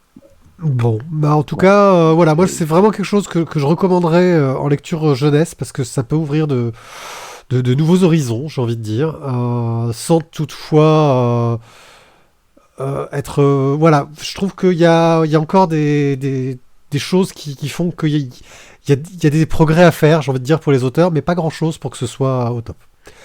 Donc Kariba, c'est chez Glénat, et franchement c'est plutôt un ouvrage sympathique, et c'est maintenant qu'on va arriver sur un ouvrage très délicat à traiter, un peu difficile pour nous. Il va falloir qu'on fasse quelques explications pour remettre les choses en contexte, mais on va d'abord donner tout de suite la parole à Guillaume, qui va nous parler de UCC Dolores, tome 2 et 3, par Didier et Élise Tarquin. Nous t'écoutons, Guillaume. Ah, nous ne t'écoutons plus. Ton micro serait-il coupé? Ton micro serait-il absent? Désolé, j'ai oublié de remettre en route. Oh le lourd. Donc UCC Dolores, dit Dolores pour les intimes. Bah voilà, écoute, ça, c'est les tomes 2 et 3 clôturent le cycle d'introduction de la série. Donc là, il travaille actuellement sur le tome 4 qui devrait fonctionner sur du one shot. Et voilà, donc on continue dans la lancée du tome 1, on continue à faire connaissance avec Cash, avec Moni, à travers leurs péripéties intergalactiques en mode à la fois western ou explorateur. Enfin, c'est un espèce de mélange de genres, un peu comme ce qu'on attend d'un space opéra quelque part. Et voilà, donc pareil, de la bonne BD divertissement, c'est vraiment du pop. C'est pas une BD où il va essayer de disséquer un sujet façon essai, ou pas du tout. Non, c'est vraiment action, aventure. Il se fait joujou avec les références visuelles et scénaristiques, et pour donner quelque chose de sympathique, alors, enfin, j'irais pas jusqu'à dire rafraîchissant parce que c'est clairement du Didier Tarquin et on le reconnaît bien. Mais enfin voilà, c'est plaisant, ça passe tout seul, ça se lit bien. Et voilà. Après, j'ai déjà eu des discussions avec des lecteurs qui ont trouvé ça un peu léger, un peu facile, un peu simple. Oui, mais pareil, c'est pas ce qu'on demande à ce genre de BD, quoi. C'est vraiment juste passer un bon moment et pas se prendre la tête avec des thèmes trop compliqués ou pas forcément bien traités ni rien. C'est de la BD d'aventure. Donc voilà. Qu'est-ce que vous en avez pensé surtout? Eh ben, clairement, c'est de la BD d'aventure action, super efficace, avec un trait clairement qui sonne très années 90-2000 dans la façon de dessiner. Mais des couleurs qui rehaussent le tout, je trouve, très moderne. Mais avant ça, il faudrait quand même qu'on explique que tu es un peu parti pris dans cette histoire, vu que il me semble que tu as un lien de Non, parenté avec la coloriste. Non, je suis là incognito. Je la connais pas, je sais pas qui c'est. Voilà. Donc, voilà, tu as un lien de parenté avec la coloriste et donc indirectement avec ce dessinateur qui dessine actuellement, vu qu'il peut plus aller dans les bars pour dessiner dans votre arrière-boutique. Mais omettant tout ce côté-là, effectivement, c'est de la BD d'action efficace qui tient la route avec ses rebondissements là où les attend. Il n'y a pas de grandes surprises, mais il y a du clin d'œil. Et moi, c'est ce que j'ai toujours aimé chez Tarkin quand il faisait les Lanfeust. Il y a une volonté de laisser des pistes pour nous amener quelque part.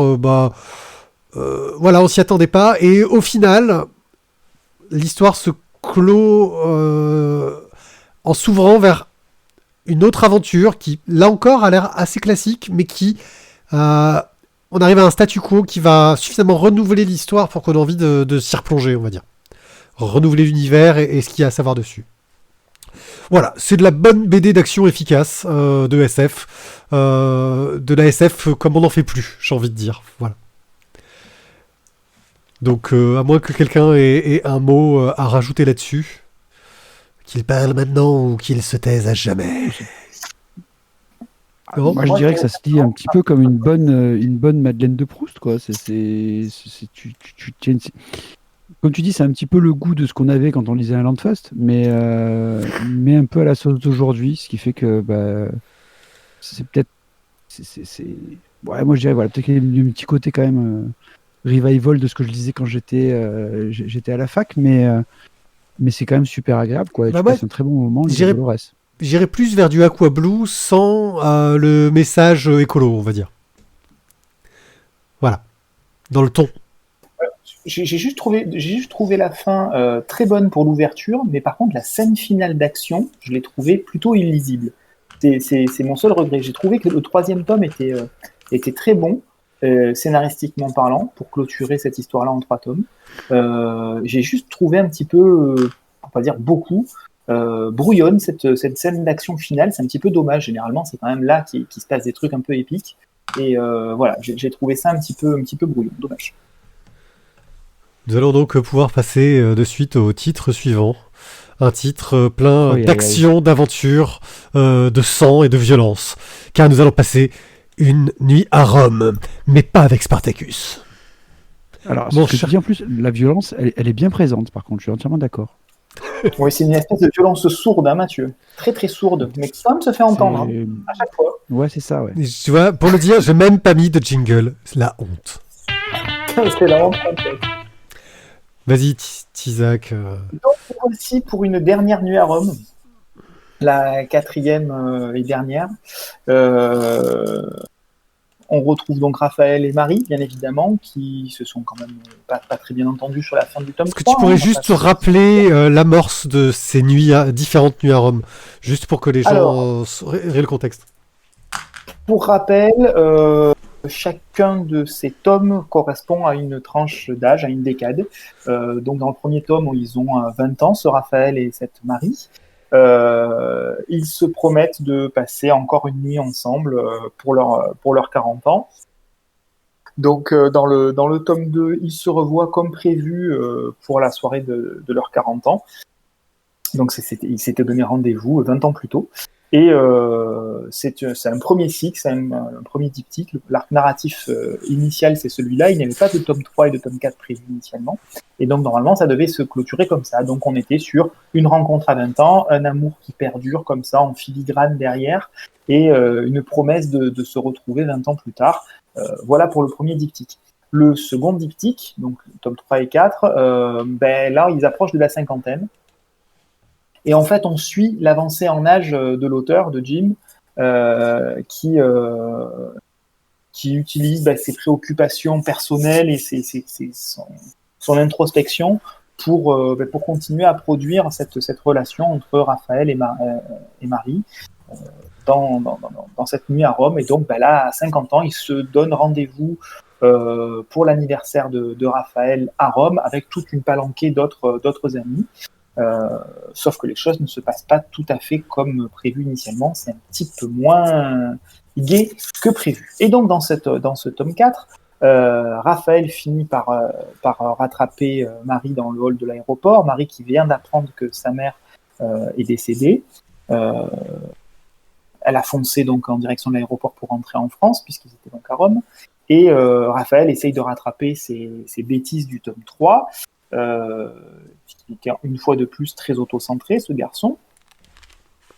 Et donc il laisse tomber toute la troupe d'amis pour courir après son amour de jeunesse perdu. Il se retrouve, mais Marie, entre-temps, a contacté un de ses amis qui vit à Rome pour venir l'aider à se dépatouiller dans les grèves de transport qui l'empêchent de rentrer en France normalement. Et donc, cet ami lui propose de la ramener, sauf que cet ami est un petit peu lourdingue et la drague un petit peu beaucoup. Et donc, ça se passe pas super bien. Elle n'a pas une fois l'envie de rentrer en France avec ce gars. Pendant ce temps, la nouvelle nana de Raphaël, Tatiana, est une espèce de gamine écervelée qui tape une colère phénoménale. Elle l'insulte abondamment par SMS. Mais bon, malgré ça, Raphaël met ça de côté et il va quand même retrouver Marie. Ils vont essayer de rentrer en France sur un coup de tête. Et je ne vous en dis pas plus parce que bon, il y a quand même pas mal de petits rebondissements dans ce 4e tome. Mais c'est vrai que quand même Tatiana. Alors, Tatiana, c'est comme une connasse de gueuler sur. Ouais. Tap. Je veux juste quand même préciser, parce que tu dis que la copine, je trouve que tu la présentes sous un jour style, elle est un peu hystérique. Alors, juste quand même pour rappeler, Voilà. le Raphaël en question se l'est tapé la nuit d'avant, et en plein milieu de la nuit, en fait, il s'est cassé pour aller retrouver donc la Marie en question. Donc, la fille est un peu vénère. Alors qu'elle est venue à Rome pour lui. Elle est venue à Rome pour lui, hein, alors qu'elle n'avait pas spécialement envie. Alors qu'elle est venue à Rome pour lui, mais aussi, c'est vrai. Si Non, mais voilà. me permettre, vous oubliez juste que la nana, elle a 3 ou 4 mecs en simultané. Voilà. Donc ça excuse le reste. Ok. Mais c'est l'avantage. L'avantage qu'il y a, de sa vie qu'il a planté pour aller retrouver un autre amour de sa vie. L'avantage qu'il y a, c'est qu'il y a tellement de cons dans le monde que nous aussi on a le droit en fait. S'il y a bien y réfléchir. C'est ça. C'est ça. En fait, c'est une histoire de cons. c'est une histoire de gens qui sont extrêmement auto-centrés au final.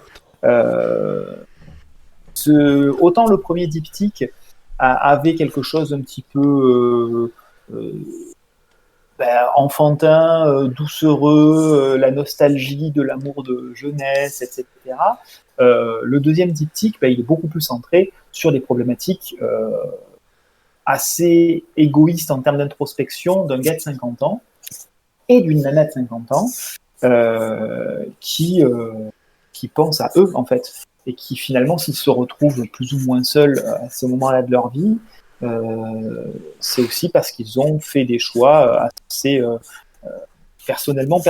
Voilà. Ça a été... Bon, après, on peut complètement leur jeter la faute. Hein. C'est des choix qu'ils font pas. Voilà. Et donc, globalement, ce qui en ressort, c'est quand même ça. Quelque chose de très auto-centré, avec du mal à avancer dans la vie sans regarder systématiquement dans le rétroviseur. Et ce que je trouve intéressant dans ce deuxième diptyque, c'est qu'on se retrouve donc 8 ans plus tard et que Jim a réussi à faire évoluer aussi bien dans la psychologie que dans le graphisme ces personnages, et y compris cette Marie qui avait l'impression d'être une espèce de Madone sans âge. Là, cette fois-ci, il a quand même réussi à la marquer un petit peu graphiquement et physiquement, avec quelques petites rides au coin des yeux. Je pense qu'il a dû abhorrer faire ce genre de petites choses, mais il a quand même réussi à le faire pour arriver à traiter les thématiques de la cinquantaine, avec les familles éclatées, la peur du décès des parents, voire le décès des parents, la gestion des enfants qui ont grandi, l'envie de se reformer en couple avec quelqu'un d'autre, mais avec une préoccupation individualiste qui nous empêche d'avoir vraiment une vie de couple, de vouloir vraiment une vie de couple. Donc ça ressemblerait à une vie de couple avec chacun chez soi. Et puis des problèmes de santé aussi, qui viennent se greffer à tout ça, et dont Jim se sert pour créer un petit peu de piment et de rebondissement dans ce 4e tome. Voilà, donc bref, on a un 4e tome qui vient clore l'intégralité de ce récit, avec parfois de bons rebondissements, parfois de rebondissements beaucoup plus tristes, Certains auraient aimé voir une fin sans doute différente. Mais bon, c'est le choix de l'auteur et j'ai envie de dire que je me suis bien régalé, surtout au début, et je suis content que ça se termine maintenant. Il ne faudrait pas forcément essayer de pousser trop loin non plus le concept. Thio, raconte-nous comment ces personnages ont changé en 40 ans, en 30 ans d'histoire. Pour toi. Ouais, avant ils étaient jeunes et cons en fait, et en vieillissant, c'est juste devenu tous une infâme bande de connards en fait. Moi, si tu veux, j'ai été à peu près. Peut-être que c'est la première fois, mais en lisant une bande dessinée, en me disant mais putain, mais c'est quoi cette espèce de grand assemblage de gros cons et de connes, hein, je le mets au masculin, mais il existe au masculin et au féminin. Ils ont tous un comportement qui est abject. Et ça m'a gonflé en fait. Ça m'avait déjà gonflé dans les tomes précédents, mais là je trouve que là on est arrivé à peu près à la quintessence même du truc. Alors je suis peut-être totalement passé à côté de la quadrilogie Nuit à Rome, mais je trouve que leur faire une sorte d'ode comme ça pour les monter au plus haut de personnes qui ont des caractères, et quand tu dis ils sont auto-centrés, moi je dis pas qu'ils sont auto-centrés en fait, c'est juste des connards en fait, tous. Et en fait, ils te disent que avec un petit texto, tout passe. Ouais.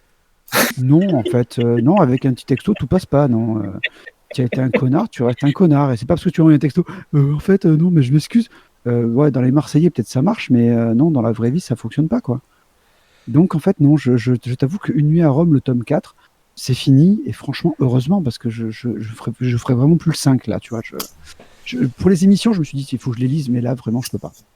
Disons qu'on a tellement chambré Tizak. Il a fallu que tu lises Une nuit à Rome. On a tellement chambré Tizak avec ce bouquin qu'il fallait effectivement le lire.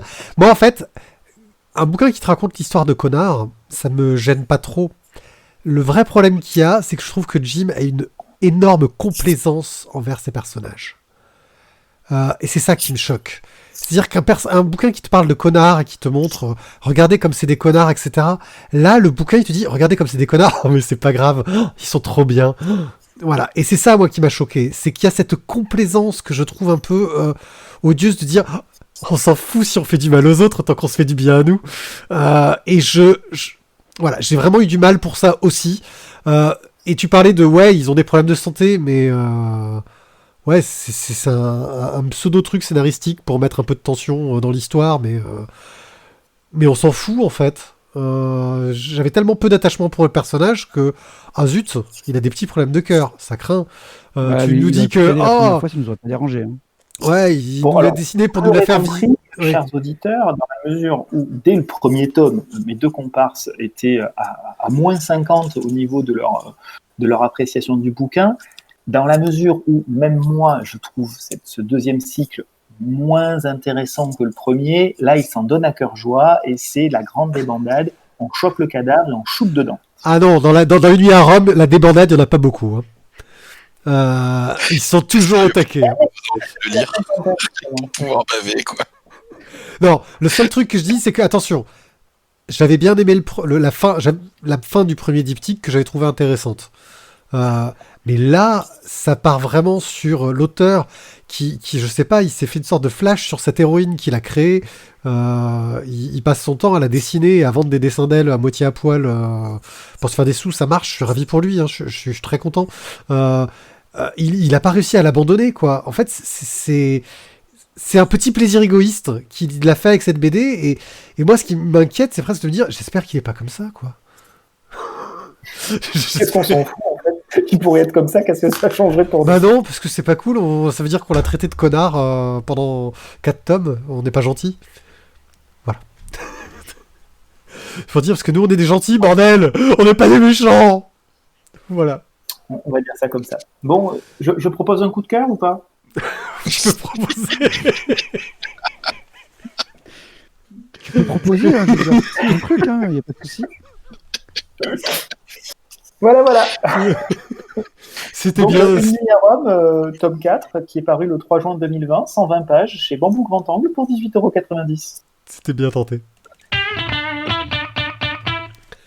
Nous passons sur Half-Life, le tome 2 de Thomas Caden et Joseph Falzon, si je ne me trompe pas du nom des auteurs, parce qu'en ce moment, je vous avoue que je suis en train de naviguer entre les fenêtres avec toutes mes infos et je m'y perds.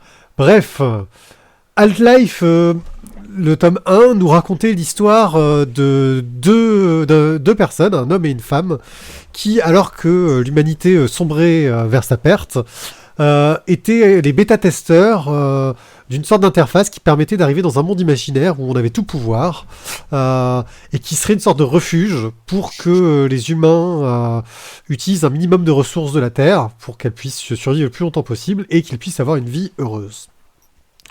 Et bien sûr, le résumé du tome 1, c'est que dès qu'on est dans un monde où on peut tout faire, qu'est-ce qu'on fait ? On baise. Du cul. Voilà. Dit comme ça, on se dit « Ah, ça doit être une belle BD de cul », mais c'est quand même un peu plus que ça. On en avait parlé dans la chronique du tome 1, où ça posait beaucoup de questions justement sur la sexualité, sur le rapport qu'on peut avoir aux autres, surtout que globalement, les personnages n'ont même pas besoin d'être entre eux, vu qu'ils peuvent inventer des personnages, ils peuvent donner vie à leurs fantasmes, totalement. Et eux, c'est pas des connards, hein. Ouais, c'est ça. Ils font pas du mal, personne. ils font mal à personne, mais on va peut-être y revenir. Et le fait est que la fille le vit très très bien, et le mec, en fait, ça le bloque un peu, parce que il a un tel horizon de possibilités devant lui, qui sait plus trop où aller. Bref, la fin du tome... Donner de la... Ouais, j'allais dire, je m'étonne que Tizak ait pas coupé son micro, tu vois. Bref, Pardon. à la fin du tome, ils arrivent à recréer leur...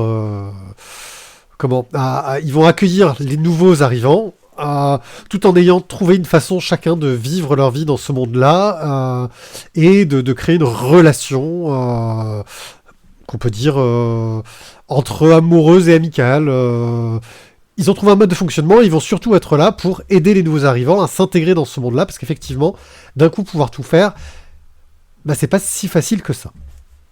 Dans ce tome 2, on se rend compte que le héros, dont j'ai oublié le nom, lui, il a carrément commencé à lancer des expériences où il a créé un monde.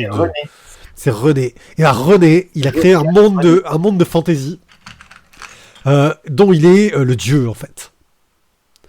Et il a créé toutes les règles, etc. Et il commence à se balader dans ce monde et à faire quelque chose. De l'autre côté, Josiane, je dis au hasard, mais c'est un truc dans le genre, elle a commencé à devenir un peu la psychologue des nouveaux arrivants pour les aider à accepter cette nouvelle forme de vie très complexe, parce qu'on peut faire ce qu'on veut. Et elle se rend compte, en fait, que René, qui était déjà pas très très bien dans le premier tome, de fait d'avoir tout ce pouvoir, commence à se retrouver un peu perdu dans ses créations qui arrivent à quelque part à prendre leur propre existence, et se pose la question de ce qui est vrai, de ce qui n'est pas vrai, de si... une sorte de mise en abîme. Si un dieu existait, est-ce que ce qu'il fait c'est bien ou pas bien ? Est-ce que ce que je fais c'est bien ou pas bien ? Voilà. Et donc on arrive sur toutes ces problématiques très philosophiques, très conceptuelles, avec bien sûr toute la relation qui reste présente autour de l'amour, un peu moins du sexe pour le coup, et du pouvoir, et de comment est-ce qu'on gère cette situation.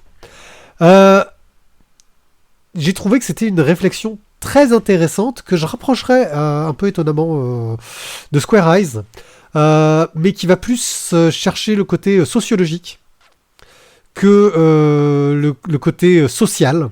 Square Eyes parle beaucoup du côté social, avec des technologies et qui pour le coup sont réalistes et donc parfois difficiles à aborder, tandis que dans Half-Life, la technologie c'est simple, tu peux faire ce que tu veux.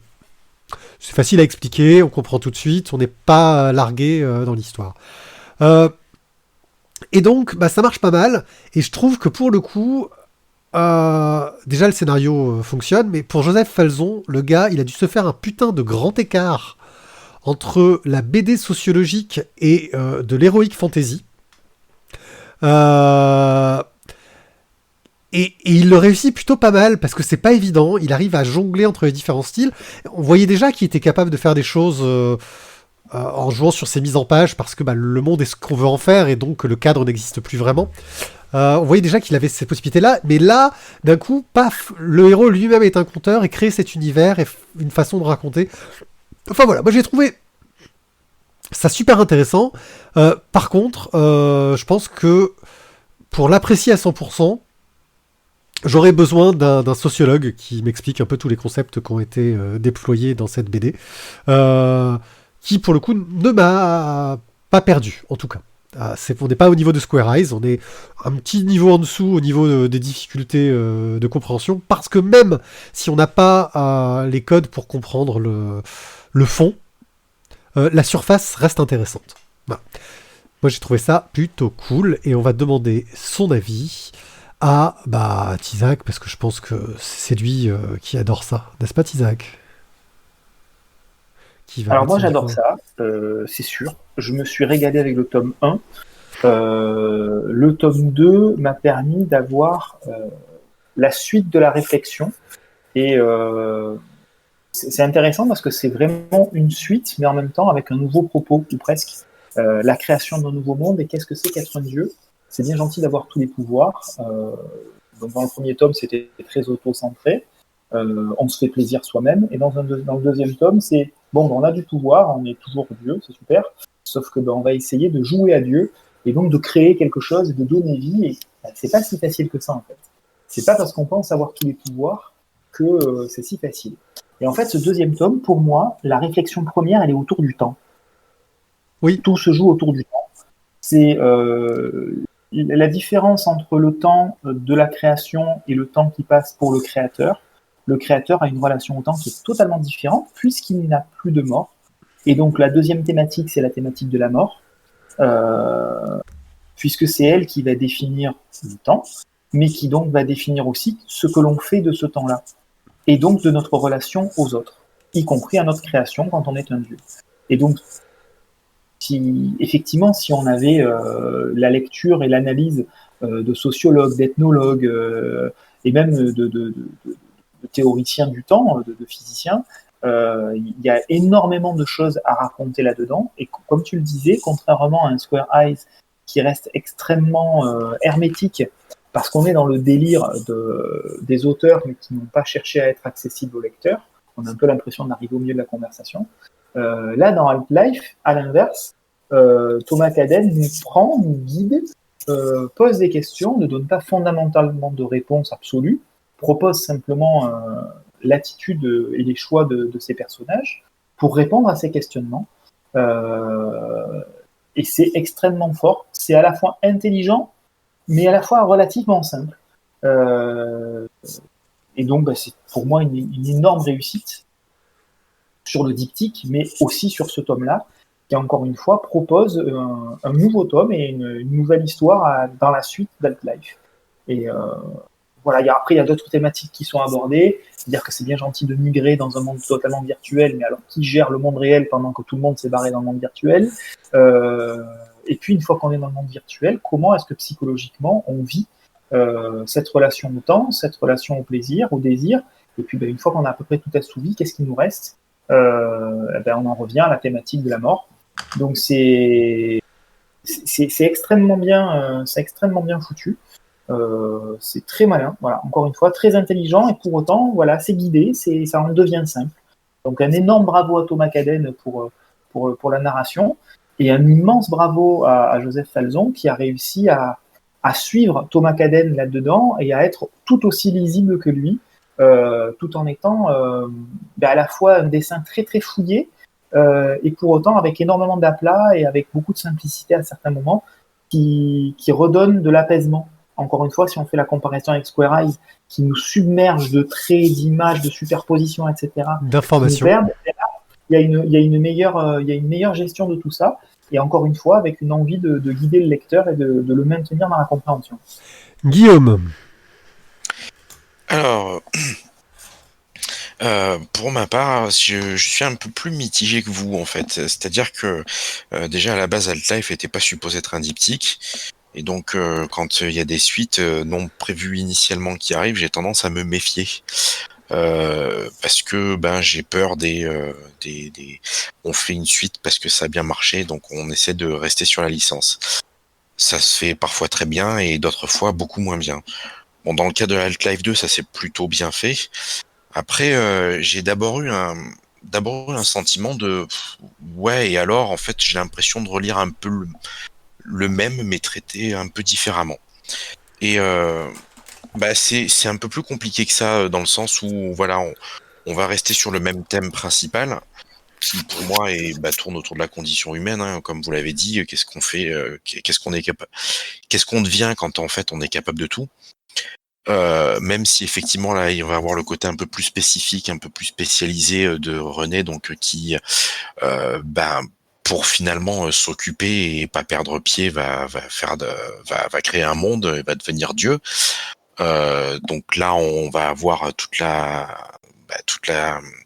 l'étude autour de toute la réflexion autour de c'est quoi le concept de Dieu, et puis finalement comment on gère une création, et pour se rendre compte qu'au final la création elle finit toujours par nous échapper.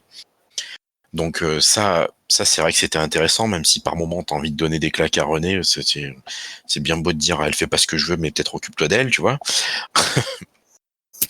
Effectivement, et on va rester donc sur le thème qui moi à la base m'avait plu, à savoir nous, qu'est-ce que nous on devient dans tout ça, avec Josiane, donc qui va s'occuper de psychanalyser les personnes qui en fait sont au bout de ce qu'ils ont pu faire, et voir alors il parle de déconnexion. Est-ce que c'est une déconnexion totale et définitive genre on meurt? Est-ce que c'est une déconnexion simplement pour retourner dans le monde réel? On n'en sait pas, c'est laissé en suspens, et de toute façon vu qu'on est dans le monde virtuel du début à la fin, finalement que la mort physique soit réelle ou pas, c'est pas tellement le propos, c'est juste qu'il quitte ce monde-là. Et donc vient toute la discussion, toute la réflexion de finalement où est-ce qu'on va, qu'est-ce qu'on veut, qu'est-ce qu'on est capable de faire et d'endurer. Donc c'est intéressant, c'est pas mal, mais j'ai quand même ce petit arrière-goût de j'ai bien, mais il y a un petit truc qui me reste en travers, qui fait que j'ai pas adoré. J'ai adoré le premier, mais j'ai pas adoré le second. Je l'ai trouvé bien, je l'ai apprécié, mais j'ai pas adoré. Donc voilà, pour moi c'est un bon bouquin, mais il me manque mon petit truc, quoi. Putain, il va nous virer le coup de cœur, mais j'hallucine. Mettez-le si vous voulez, je l'empêcherai pas, mais voilà. Il peut mériter le coup de cœur, c'est un fait, c'est juste, là, c'est une histoire de goût et de couleur. C'est peut-être tout simplement que le premier m'avait tellement plu que c'est le défaut quand tu tombes sur un super bouquin, c'est pas toujours évident de continuer juste derrière, et il y a des fois, tu vois, c'est ça, le premier était tellement bien que j'ai l'impression que pour moi, en tout cas, c'était inévitable que le deuxième me déçoive un peu, quoi. Et pourtant, je l'ai vraiment apprécié aussi. Aïe, aïe, aïe, aïe. On ne peut pas changer la règle parce que sinon, après, il y a des trucs genre Une nuit à Rome qui se chope avec un coup de cœur. Alors attention. Hein.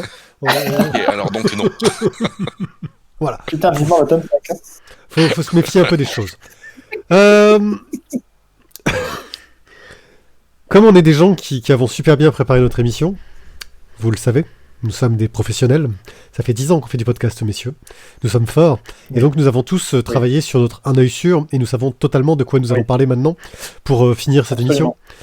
Donc, je me propose de me lancer à l'arrache en vous parlant d'un truc qui passe à la télé. Je vais vous parler de Invincible, la série télé.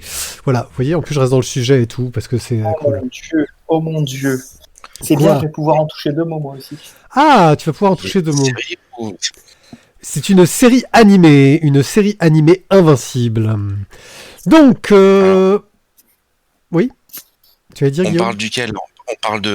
On parle de celui... Ah, j'ai oublié le nom. Kirkman. De Kirkman. Ok, d'accord, ça va.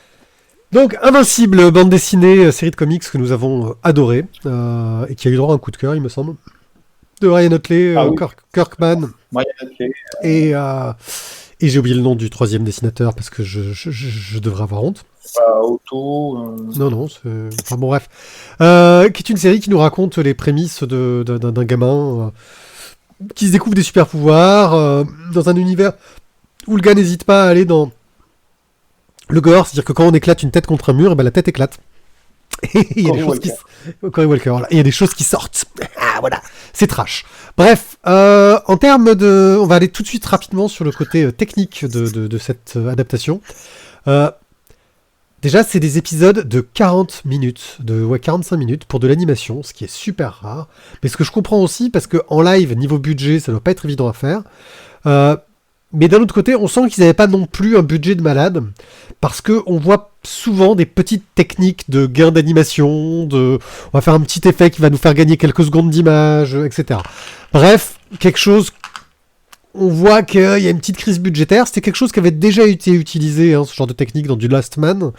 Mais Last Man étant aussi quelque chose qui donnait un hommage aux animes des années 90, qui utilisaient ces techniques plus qu'à foison, ça tenait un peu plus la route. Là, on sent que le budget, il est pas top. Quoi qu'il en soit, en termes d'adaptation, ça m'a l'air plutôt fidèle. Pourquoi je dis ça m'a l'air ? Parce que je m'en souviens assez peu. Parce que, je l'ai lu il y a très longtemps, le début. Et j'avais oublié que, c'est vrai, qu'est-ce qu'il était jeune ! Oh là là, ce petit gamin ! Et qu'en fait, ce que j'ai plus apprécié que l'adaptation elle-même, c'est déjà que ça m'a rappelé des choses que j'avais bien aimées dans la BD à la base. Donc j'y ai pris du plaisir. Mais surtout, ça m'a rappelé pourquoi j'avais adoré la BD. Parce que justement, ces personnages évoluaient dans le temps, que le temps avançait, et que dans les comics, souvent le temps n'avance pas, dans les comics de super-héros. Et aussi parce que il y a ces personnages comiques, il y a ces côtés sociaux qui sont traités assez souvent, sur qu'est-ce que c'est que d'avoir des pouvoirs, qu'est-ce que c'est qu'être supérieur aux autres. Voilà. Bref, l'adaptation n'est pas parfaite d'un point de vue, je dirais, technique, mais d'un point de vue de l'écriture, franchement, je trouve que ça tient vraiment la route et je prends un très bon moment à regarder un nouvel épisode sur Prime Video. Tous les vendredis, un nouveau. Donc Thierry, tu voulais dire deux mots ? Oui, alors attends, 2 petites secondes. Donc moi j'ai commencé à regarder le premier épisode. Je vais pas dire que scénaristiquement c'est bien, c'est pas bien, c'est fidèle, c'est pas fidèle, parce que comme toi c'est trop loin. Il aurait fallu que j'ai les tomes sous les yeux pour pouvoir vérifier. On est sur à peu près la même narration, les mêmes actions, les personnages qui ont la même psychologie et ça agit de la même façon.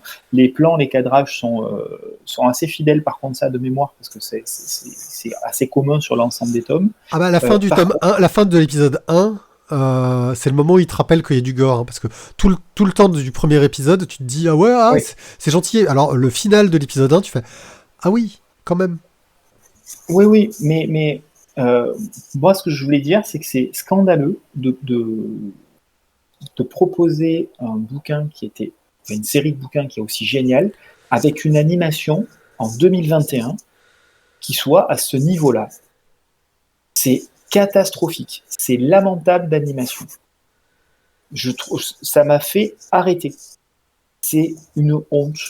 Voilà.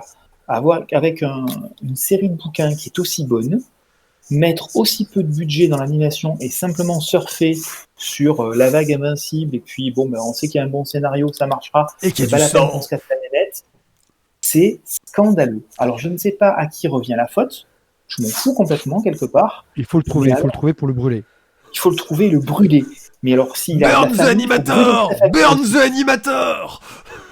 C'est honteux. Mais c'est vraiment moche. Sous prétexte que c'est à destination des enfants. C'est même non, mais c'est pas à destination des enfants! C'est pas à destination des enfants. Enfin, des ados, mais pas des enfants. Bref, voilà. Il n'y a aucune raison de proposer une animation aussi pourrie. Voilà.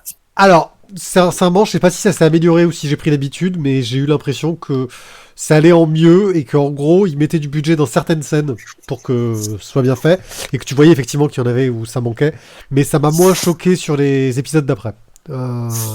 Voilà, c'est peut-être parce que sur le premier, c'est particulièrement perturbant. Bref, voilà, c'était Invincible, l'adaptation en série d'animation, épisode de 40 minutes, que je vais quand même regarder demain. Voilà, puisque c'est comme ça. Et si vraiment on sait pas de quoi parler, je vous parlerai, la prochaine émission, je vous parlerai de l'autre chose que je vais regarder demain, qui est Falcon et le soldat de l'hiver. Mais bon, on verra. Peut-être que j'ai parlé en avance. Quoi qu'il en soit, cette émission est terminée. Je vous remercie de nous avoir écoutés jusque-là. Mais si vous en voulez plus et que vous êtes en train de nous écouter en live sur Twitch, vous pouvez rester car nous allons enregistrer une seconde émission dans la foulée. Merci à toutes les personnes présentes dans le chat sur Twitch d'ailleurs. Ça nous fait toujours un grand plaisir de pouvoir discuter avec vous en cours d'émission. N'hésitez pas quand vous êtes là aussi à nous laisser des commentaires et vos impressions si vous connaissez les sujets dont on parle. Et puis n'hésitez pas à nous suivre sur tous les réseaux sociaux. Tous les liens sont disponibles sur notre site lavoidesbulles.fr. Et n'hésitez pas à aller acheter des bandes dessinées chez des vrais libraires et à la BDRI si vous êtes à Aix parce que voilà. C'est comme ça, j'ai décidé. Parce qu'ils sont commerce essentiel, monsieur. Oui, c'est vrai, ils sont commerce Tout à essentiel. fait, nous sommes ouverts. Et bien voilà, merci beaucoup à tous et on se dit à très très vite pour la suite. Ciao, ciao. Bye bye. Salut.